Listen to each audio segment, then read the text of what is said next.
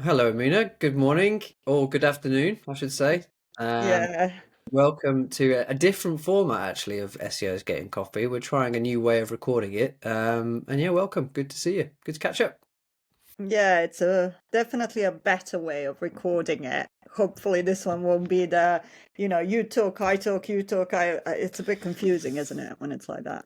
I hope so. And yeah, also got my coffee, so ready to chat. And Got today, my mug. I th I think we are talking about whether TikTok should be classed as a search engine, I believe. Yeah, I mean, it's all over the internet. Like, I'm at two minds whether I want to talk about it because I do feel like it's the wrong discussion, really. And by talking about the discussion in its current form, um, are we basically perpetuating the wrongness of the discussion? But it is a discussion that needs to be had. Let's talk about it. Let's talk about it, definitely. Okay. Well, let's just answer that question. Should it be considered as a search engine first and foremost? That's probably a good question first to tackle. Um, well, first Well, of all, let's just say I haven't used it and I don't use it, so I haven't got an account and I don't use it. But I should do, and I am going to do some research on there and start an account very soon. Um, but Yeah, is it a search engine? Should it be classed as? okay, so I would say it's not a search engine when you look at the definition of search engines, A search engine like looks at several sources, yeah? It looks at all online sources, whereas TikTok search is only looking at TikTok. So it's a confined environment, really. However, do people use it to search for things? Yes, they do use it to search for things. So I Yeah, think the discussion, it's not whether, for me, it's not whether it's a search engine or not. I think people calling it a search engine doesn't really make sense, but it's a valid discussion. This is what I mean about reframing it with, why are people leaving Google? Are they yeah, leaving Google in the first place? Where's the data? yeah. Yeah, I think that's quite important actually, is kind of, is there data suggest actually, data to suggest that, th that people are using TikTok in favor of, sorry, using TikTok in preference to using Google these days, and why is it that people are going over to those platforms, yeah, TikTok is, from what I'm aware, is that it has that search functionality, that operates and behaves in a very similar way to a search engine, but actually it's a social networking platform. It's not, it's not really a an out and out search engine, is it? So, um, but yeah, I guess the kind of second thing is what why are people going over to using TikTok in fact, instead of using Google? Why are they choosing TikTok over Google? Is it really that Google search has got that bad recently? I think either I have lost you or you have lost me there for a moment. I've got you back. Oh, good. I thought I lost you. So one of us had issues. So you were saying, that's the thing. It's kind of like the question is it really happening? Where's the like actual data that it's happening? What searches is it happening on? The other problem that you have with data extraction from TikTok is that, there is the API, but, I still don't know what you can extract from it, and I'm planning to kind of have a look at it. But can you actually extract volumes, or are we guessing volumes? The only keyword tool that has TikTok volumes that I've seen is keyword.io, keyword something IO. I always forget about that. And but again, that's like estimated search volumes. It's not like actual search volume. So I don't know. I haven't. There's been some research out there. There's been people who've been saying that just because they saw an ad with somebody searching on TikTok, the gym ones. Oh yeah, people are using it. I mean, it's advertising. Obviously, it doesn't. That's not empirical research. It's not data. And to say people are moving to TikTok on the basis of that, or some research that is based on data that is custom data by tools, an estimate. It's a bit of a stretch. It's a bit of a stretch. Yeah. Yeah, but that's it. I mean, but I think that's it. Goes back to that question of why would people be moving over if they are, if we could find that data, but what does TikTok give that Google doesn't? I mean, I know at the moment, Google, the quality of Google SERP and the search results at the moment has been a contested issue recently, and been quite controversial in terms of how a lot of people have been saying that the Google search engine results page has is poor at the moment. It's eroded, yeah. And it's the question. It's like there's two main questions there. Is it happening? And if it's happening, what queries is it happening on? And what's the audience? Obviously, what's the intent of this type of searches? What's the audience? Exactly. Yeah. And then the second one, if it is happening, why it's happening? And you're right. I mean, it's not with AI exploding more and more. What we're seeing is Google just being a bit confused. I think there's a leadership vacuum there. I don't know if you've seen the post on LinkedIn by one of Google's employees that was talking exactly very openly about the leadership vacuum. So they've kind of rushed into this AI thing to not be trampled by the competition. It has caused all kinds of havoc on SERPs.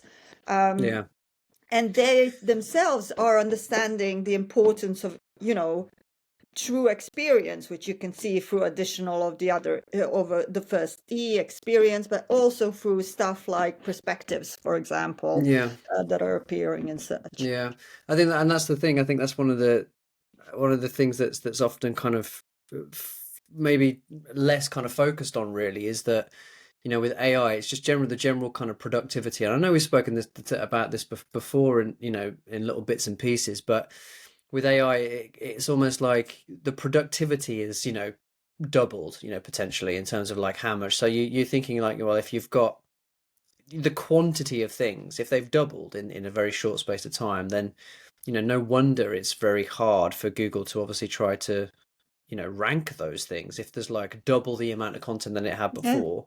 But then also, you have got this issue is that, AI content isn't necessarily all bad. People are using AI very productively, and they're using it, they're using it as a tool and using it ethically and productively. Exactly. Whereas obviously you've got people that exploit it totally, and they just use, to push out poor content. And I think that's maybe where the frustration comes, is that there's no, there's a lot of people are finding evidence of, say, just basically just poor results in search rankings and things like that, which people are not, best pleased about, because they're working their socks off to kind of really, produce something that's like really good quality, really valuable. It's, it's really for the audience. And, where someone comes along and they've got like a, an article they produce in, let's say, 15 minutes, and it's, ranking page 1 within,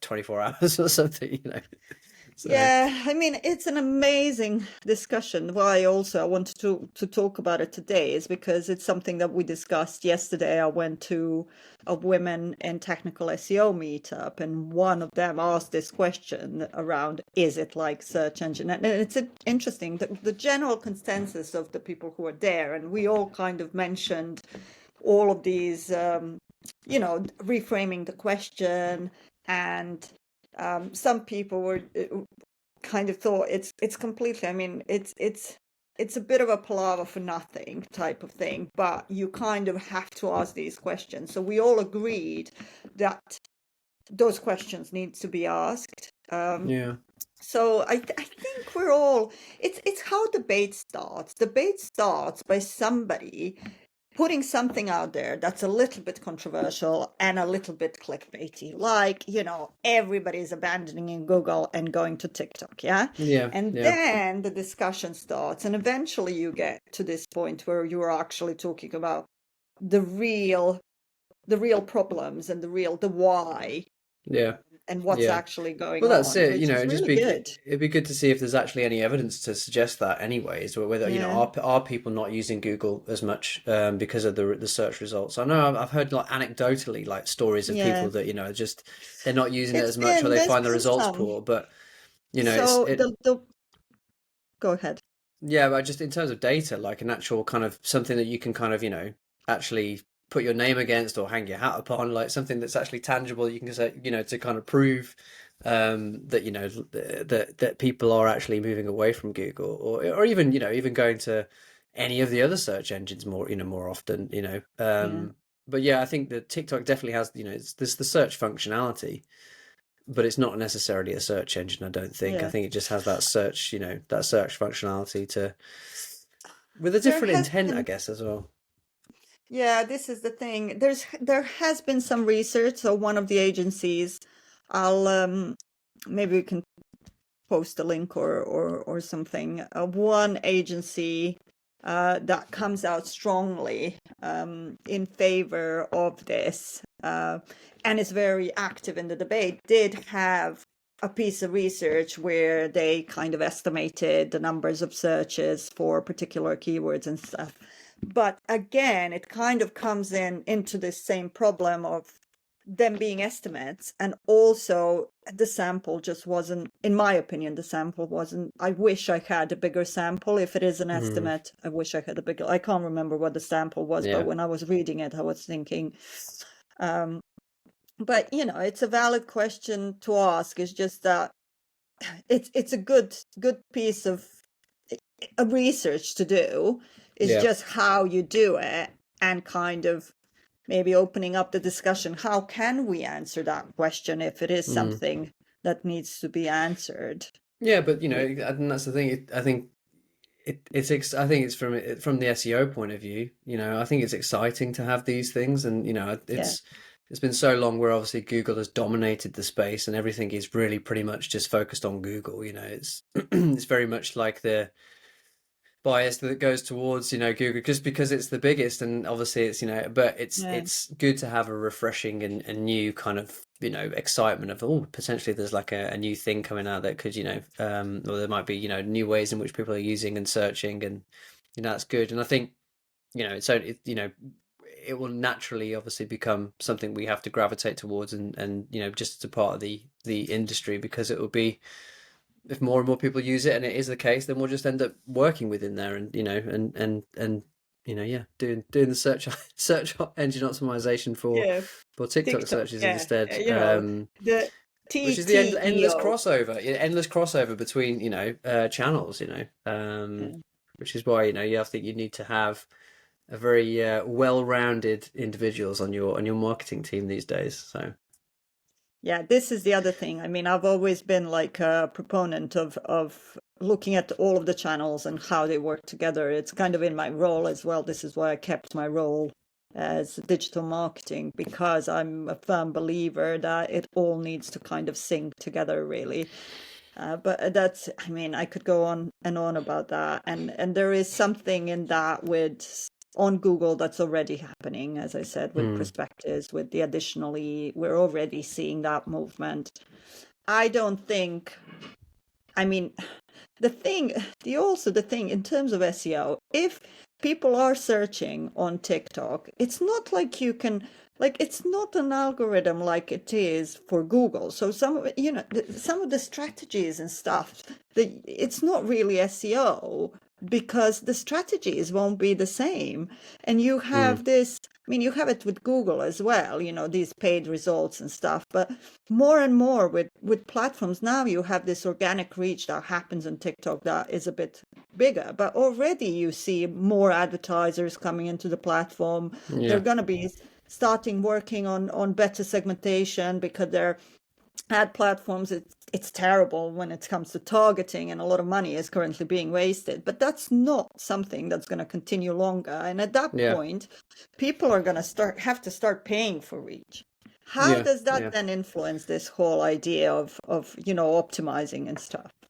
Well, that's it. Yeah, It's it, then it just becomes obviously just another paid traffic channel, and then it yeah, gets kind of put on that side of things really instead of instead of obviously on the organic side. So yeah, yeah, no, there's lots. I mean, but like I said, it's an exciting proposition and something that's that's it's nice yeah. to have these new things, and I think it's always a positive when these new things like come into to ask questions, but also that bit of pressure might help, steady Google in a way to kind of actually focus on it, bringing the SERPs back to, being a bit better and as they were. And, Getting you some know, vision.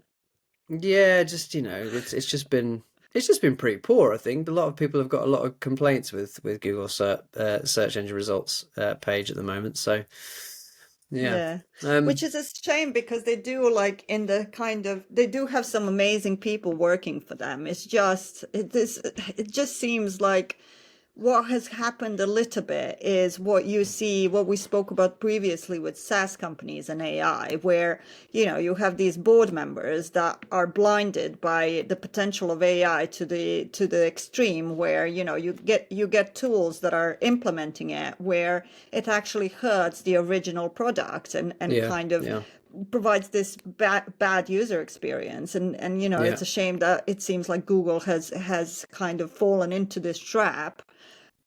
But I mean, they'll get their Yeah, I act mean, together. They'll get their yeah, I act mean, it could together. do, but I guess it's like, I think that's one of the things is that I think what's kind of got to be done is taking a look at it from a point of view of obviously you've got lots and lots of different people and different types of people that obviously try to get ahead on Google, right? So they whether they are doing like classic good SEO work that's 100% ethical and 100% kind of like the classic kind of white hat strategy and kind of in it for the long term and building a brand and all that building the authority.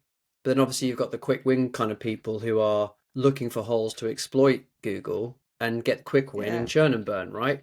But I think that the ground in the middle is probably the best because at the end of the day as well, and this is probably where it ultimately it gets to as well with what's going on at the moment, is because you know somewhere in the middle is obviously where you can kind of, because there's things there you can learn from both sides about, okay, well, how you kind of move forward and actually how you get results, because it's a question that came up recently that I saw and something that was discussed online is essentially is that everybody disparages and kind of puts down the guys that are on like the black hat sides, so-called black hats, so who are just like looking for opportunities to exploit. But at the end of the day, SEOs are in, we're in that, we're trying to get results for this, for the client. Marketers are trying to get results for the stakeholders and the shareholders and the business owners and the website owners. We're trying to get them at the top so that they basically make more revenue. That is the truth of it when it all kind of yeah. comes down to it. um and I don't it's know. I and think we and need that's where to. it's It's a whole other. I think SEO is getting coffee. I yeah, think it is, we it have definitely is, but it's all interesting linked, you views. see. It's It linked is. and connected, but we should definitely explore it. I mean, for me, those kind of where I see value is in the scale.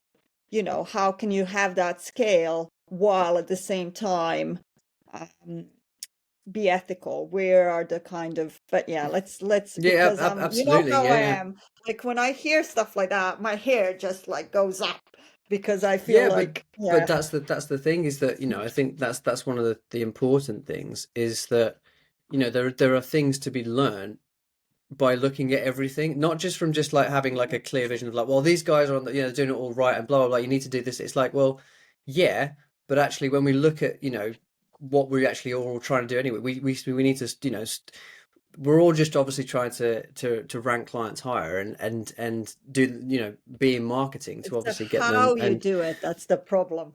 All right, Shall Yes, we yeah, do four or but it four? a conversation for another time, maybe a whole different episode. Yeah, Which is probably something we would have differing opinions on as well, which would be good to explore. interesting. Yeah. But yeah, for room 404 this week, I don't actually have anything to suggest, so I will open that over to you, Amina. So Well, I do have one to suggest, which isn't SEO related. It's email marketing related, actually, okay, and automation. So I've been a user of MailChimp and HubSpot and other email automation tools for a very long time. Um, but one of the things that I have noticed now is I'd like to put MailChimp in 404, please, this oh, week, because that's a big call. That yeah, is the whole of it's a MailChimp. great, like, not the whole. What I would like to put in MailChimp in the 404s is its inability to, without fuss, it is possible to do this, but without fuss, create several thank you pages for the individual forms that you create for different audiences. You can only do that if you're working on different lists. If you have one master list, which is what you should really have, and you should tag your contacts and stuff, then it becomes more complicated. It is possible to do it, but you need development help. And for a tool that is so wildly used, I think, as opposed to HubSpot, Is it where you create a form is it and a feature that's available to more premium users? Is it one of those things? I don't think so, because I haven't seen it even with the pre. I think it's because of how it. I mean, I could be wrong, let me tell you, because the clients that we have that are on MailChimp, most of our clients are on HubSpot, but the ones that the ones that are on MailChimp, they're not like the enterprise level, so it Hmm. might be. But I was very. I mean, I was. I've come across this before and we've sorted it before. The problem is that if you have a client that doesn't have, you know, really good inside and out MailChimp development knowledge, Yeah, it's they won't be able to do it very easily. So yeah. and on the other hand, you should be So able to do it easily from the platform, and it shouldn't really have all of the development involved. is MailChimp's just going for room 404 then? Maybe MailChimp set up for thank you pages. Okay, Yeah. more specific. Well, we could always drop MailChimp in there and then maybe, redirect it later or something. So Uh, if it sorts itself out.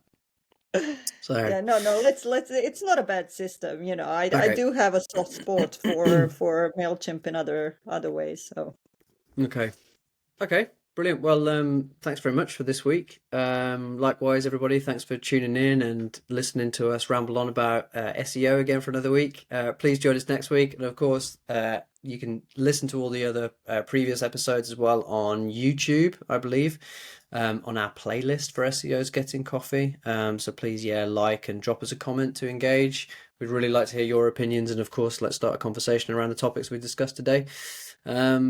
So yeah, thanks everyone for joining us. Amina, it's been a pleasure. And as I'm sure always, we'll speak again shortly. brilliant. See you later, everyone. Bye Bye. bye.